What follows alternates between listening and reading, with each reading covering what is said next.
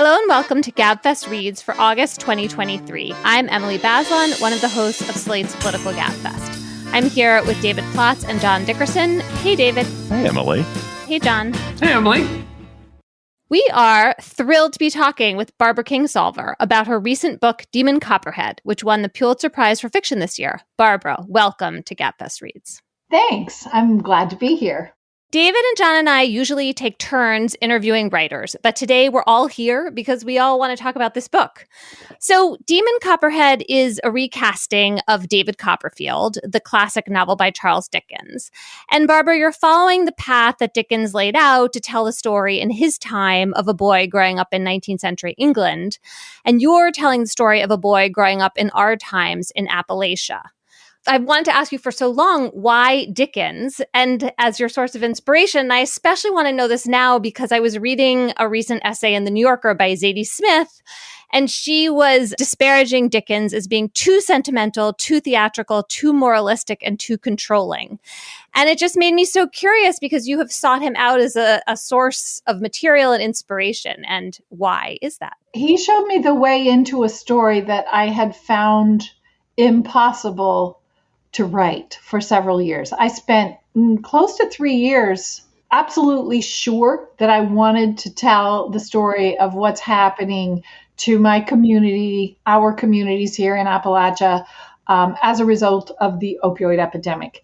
And I wanted to tell the bigger story, sort of the whole context, the whole historical context of how this region has been exploited by big capital for centuries, and how that has shaped the identity of this region and how it has created institutional poverty here. It has suppressed our culture of education. It has done all kinds of things that we Appalachians get blamed for.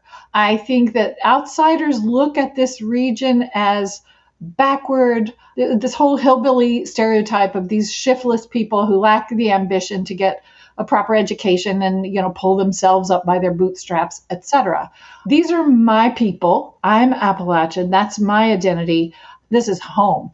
This is the place, and these are the people that I love, who make me who I am, who make me, happy to be alive. The story I wanted to tell was about the orphans, really, literally, the orphans of the epidemic, of whom we have an entire generation here coming up through our school system, and how little is being done for them, and how these are the throwaway kids of a very wealthy society. Who wants to hear that story? I just really felt blocked. I couldn't find a way in. And then, through a very strange circumstance, I had a visit from Dickens, this sort of ethereal visit in his house in Broadstairs. And he told me to tell this story. He said, look, nobody in my time wanted to hear about these orphans either. And I made them listen. I sat up and took note. And what he told me is, point of view is your tool. Let the child tell the story. And I started writing it that night on his desk, the desk in his house in Broadstairs, where he wrote David Copperfield. And it was, listen, okay, Zadie Smith has her opinion about, this guy who is too sentimental, too moralistic, too uncool. And that is all fine and good. And I love Zadie Smith, and I think she does great work. But let me also tell you that when Dickens wrote his novels about structural poverty and orphans and these stories nobody wanted to hear, they were lined up on the docks to get the next installment of the story when it was, when they were delivered by ship. So I think the bottom line here is a crackerjack plot, really great characters, and point of view. Let the kid tell the story. I needed to make this a galloping tale. I needed to make it funny, memorable, fast-paced, all of those things, and use the tools that Dickens gave us to make this a story that people would read. That gave me confidence.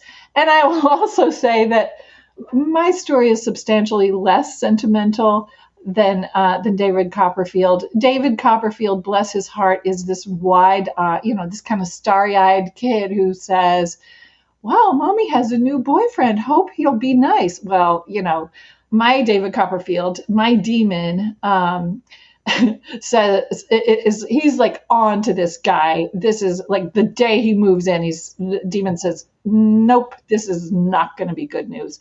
So he's just a lot more savvy. He's a 20th century and 21st century kid. He can't be as naive. Not that any kid now can be quite that naive, but especially one who's been basically taking care of his own mother since he was out of diapers. That was such an inspiring answer, Barbara.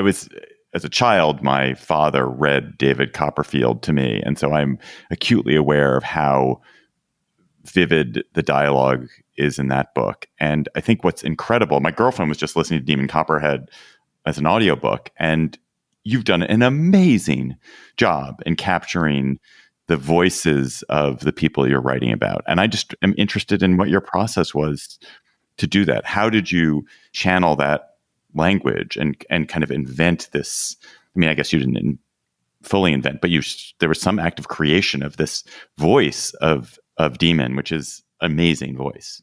This is my native language. I grew up listening to Appalachian talk, and what you're hearing from me right now isn't exactly Appalachian vernacular. I code switch, and I learned very soon after I moved from Appalachia that if I talk the way I grew up talking, people have their opinions of who I am, and I gradually developed another affect that I present to the outer world so that people would stop making fun of the way I pronounced words and listen to what I was saying. But I could kind of gradually bring you into those waters, ultimately surround you in the bath of this what I think is a beautiful language, so that you could appreciate it. But I just didn't dump you into the deep end of that, bathtub, to use a very tortured metaphor. For example, I very specifically didn't. There are words that are triggers for people's judgment. The word holler, the word reckon, I reckon, which is so interesting because when British people or Australians say I reckon, it sounds high class. But when I say it, I reckon, you just you put the straw hat on me in your mind. So I could ease you into it. One thing I absolutely hate in printed books is what I call Uncle Remus spelling. So that where people use misspelled words to represent pronunciation, vernacular pronunciation. You know what I'm talking about. I hate that because it's condescending. When we speak, our language here is of course, obviously there is substandard speech, but it isn't wrong to say, I reckon he's gone up there in the holler. There's nothing wrong with that. So I'm not going to misspell things and suggest otherwise. But I will tell you, the first draft, I got about 200 pages in, and then I just thought, just for curiosity, I did a search. How many times has Demon dropped the F-bomb in the first 200 pages? And the answer was 175 times. It was probably too much. And other things, the way his anger toward, outsiders' judgment of his people, all of these things were too ratcheted up in the beginning. So I had to really think about, through draft after draft after draft, because that's the way I work, really shaping that voice so that I want you to want to adopt this kid, to get you on his side. And then by the end, I think you're probably just as mad as he is at the way our country has failed him. And that's the goal. But it's just how do you do it? You just do it. That's the work. That's what I do at this desk every day, is work and work and work and redraft until the voice just is as clear on the page as it is the way I hear it in my head. One of my favorite expressions of his is when he talks about things happening on accident as opposed to by accident. That was just one of the many perfect parts of the way he talks. Barbara, how you mentioned that you made him less angry. Did you also go through a process of restraint on making, in terms of his superhero quality? I mean, so he survives. Did you ever think, no, I've made him, I don't want to turn him into a superhero beyond the scope of this? Or was part of your restraint exercised in that fashion?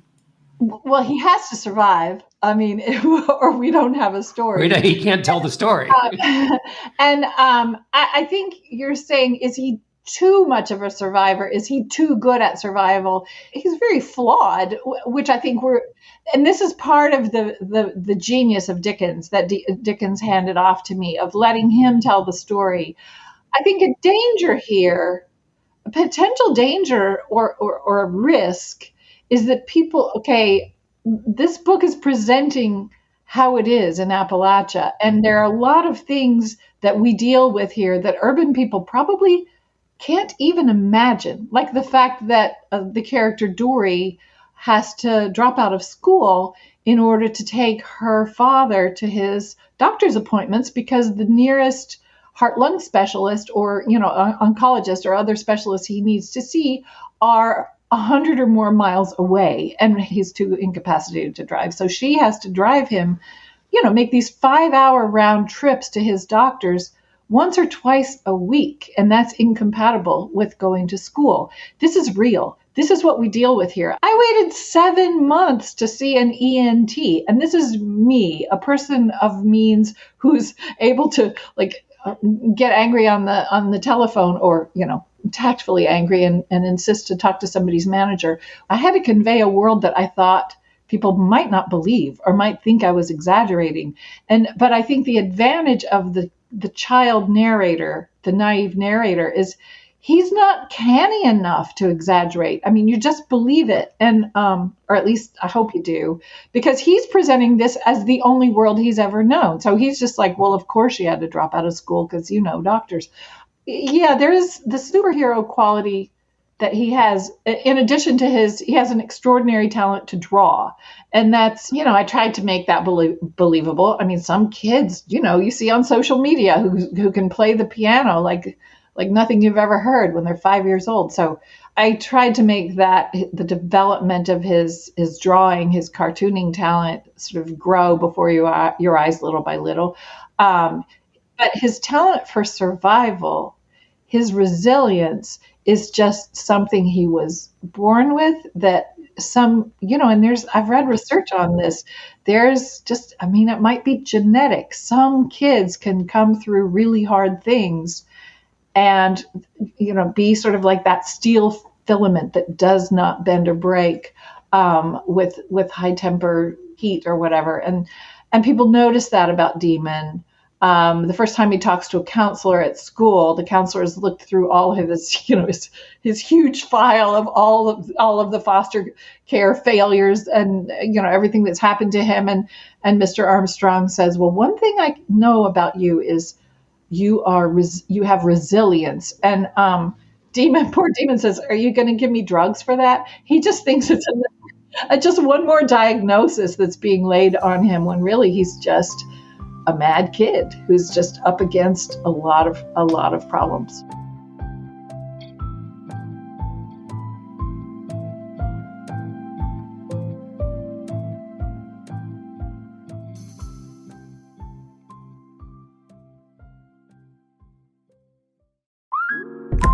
Between the kids being home and hosting, everything in our house gets used up in summer. With Instacart, I can save money by stocking up on all my favorite summer brands. I save time by getting everything delivered in as fast as an hour. And I save myself a sink full of dirty dishes by stocking up on paper plates for the annual summer cookout. Save more on summer essentials? Spend more time enjoying summer. Add summer to cart. Download the app to get free delivery on your first 3 orders. Offer valid for a limited time. Minimum $10 per order. Additional terms apply.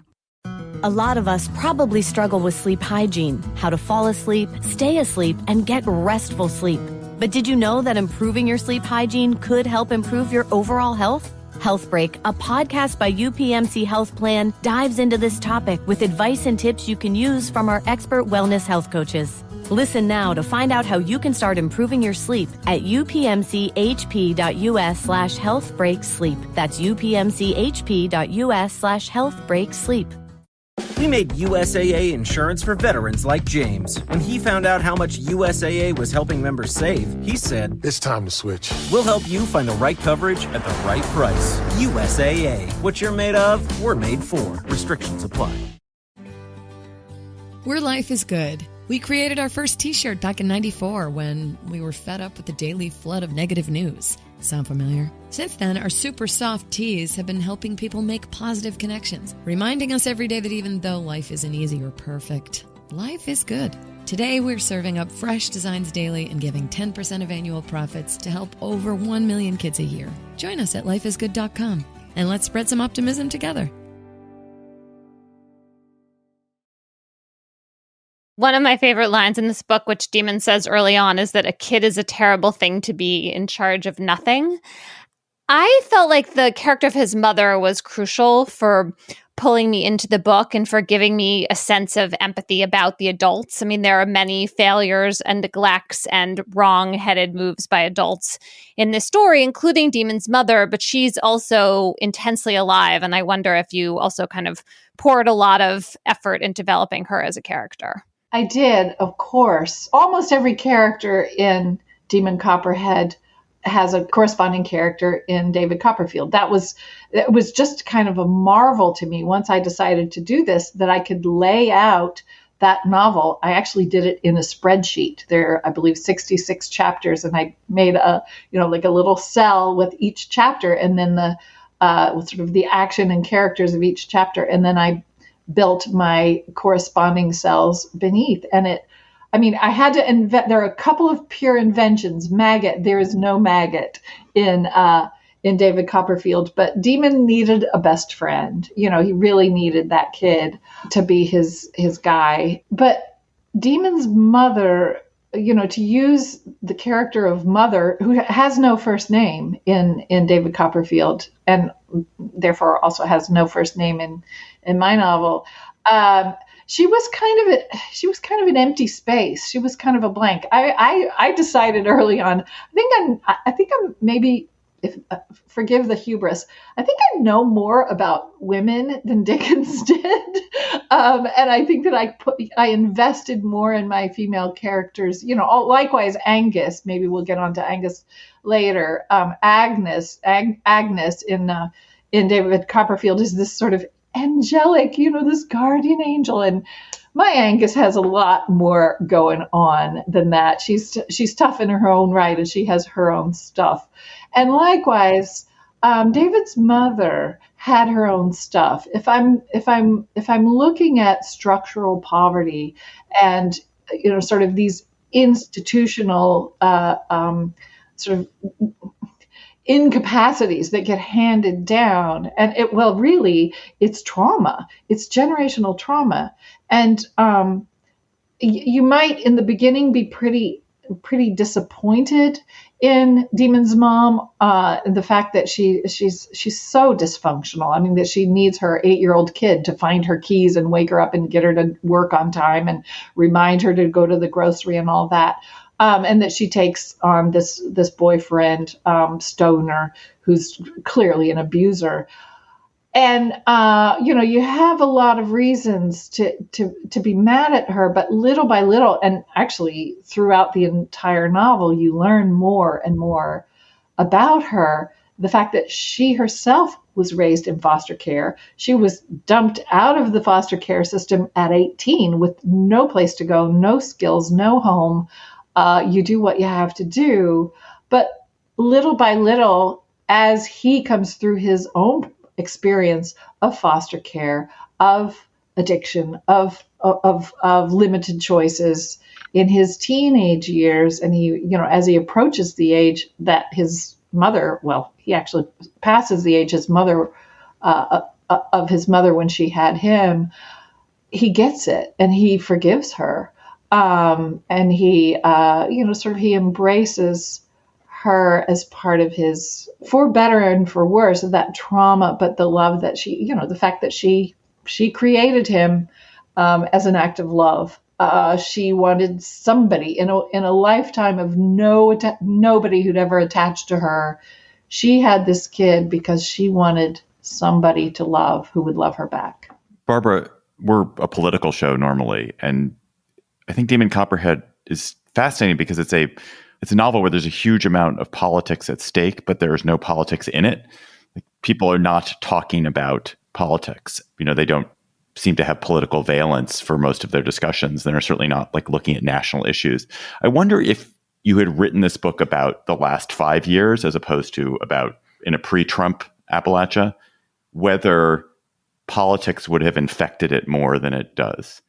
Well, I absolutely wrote this in a post-Trump world. Well, I mean, we can all wish for a post-Trump world, but a post-Trump presidency world, a very divided world. I was well aware that I was writing into this chasm that exists right now between urban and rural political alliances, beliefs, and identities. And because I do live in a rural place, but I've also spent a lot of time in cities, I feel like an ambassador between those worlds. And one of the things I hoped, and of course, the politics everything is there, but it's just subtext. It's, the failure of social networks, the fact that, or social, welfare networks, the fact that the foster care system is run as a for-profit business, which is something that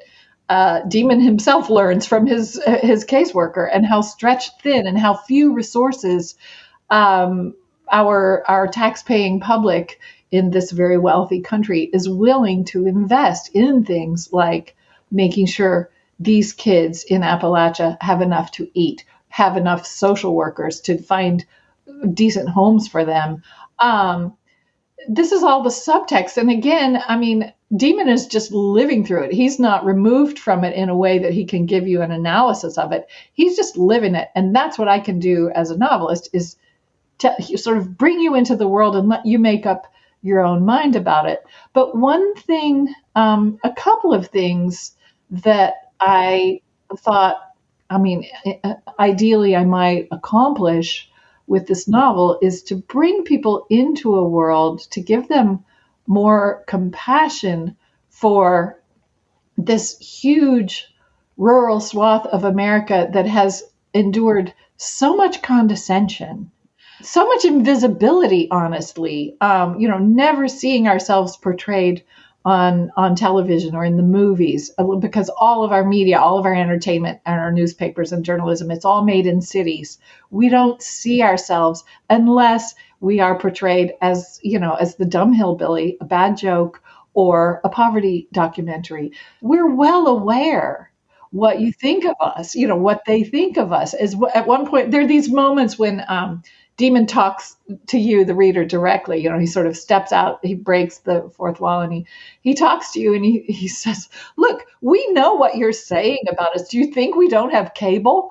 This sort of boiling just outrage that we are being treated and discussed as second-class citizens has reached a level of desperation that has led people, honestly, to follow the first bully who comes along and says, lying through his teeth, it turns out, but who says, look, I see you and I'm going to blow up the system. It's a mark of desperation that people are willing to follow somebody who seems honestly crazy, because they're that desperate for change, because nobody is paying attention. I think it's really interesting that every interview that I've done has begun with questions about, people say, Appalachia. And I'm really polite, and I don't like to correct people on air, but I subtly do. We are Appalachian. The way we say it is Appalachia. 100%. That's how we say, that's who we are. And I find it so interesting that even 100 miles outside of here, people don't know how we pronounce Appalachia. Nobody says Florida or Chicago, because we've all heard those regions discussed, a million times on television or on the radio or whatever. And and those regions have been discussed by people who live there. Those regions are represented. Appalachia is so unrepresented, in mainstream media that people don't even know how to pronounce it. I introduced it as Appalachia at the top of the episode, and I would go back and change it, except that would be fake, and I'll just leave it in as a tell about myself instead. Just to prove your point. John, you go ahead. We can hear you is one of the great, when Demon says, it's just one of the great times when he breaks the fourth wall. Barbara, did you have an experience in the response to this? All through reading it, I kept thinking of Upton Sinclair, who said, with the jungle, I aim for the public's heart and I hit them in the stomach.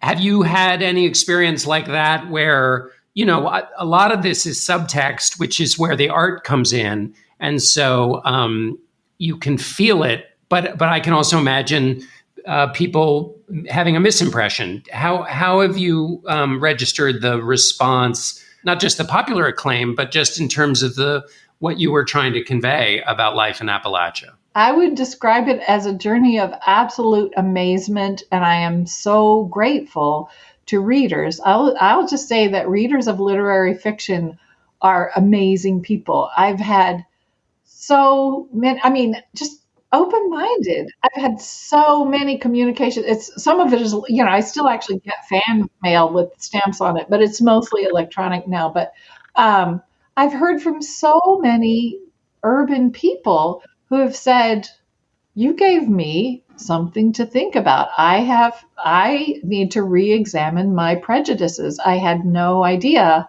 I had this bigotry against people in MAGA country, or just, rural, not just hillbillies, but, farmers and rural people in general, as kind of, you might not say this in polite company, but just kind of the assumption that they're living second-class lives, or they are, as Demon would put it, they're junior varsity people who just couldn't quite get it together to live in a city and have a true realized existence. Just examining all of these unspoken prejudices. And I'm so grateful, not to mention, what people say about, I understand more now about addiction as a disease rather than a failure of morality or virtue. What people are saying about how we really need to invest more of our resources in so many things, from the foster care system to rural health care to addiction services and all of the rest.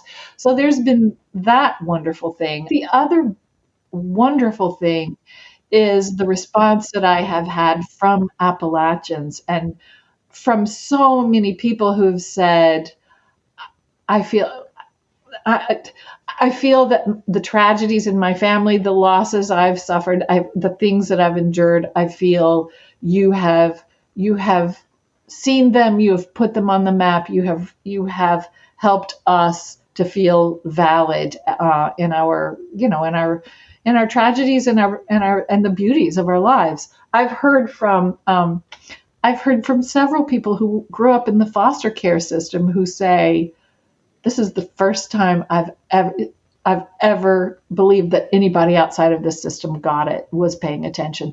That's just so touching that this book could be both a mirror and a window, as we say about books.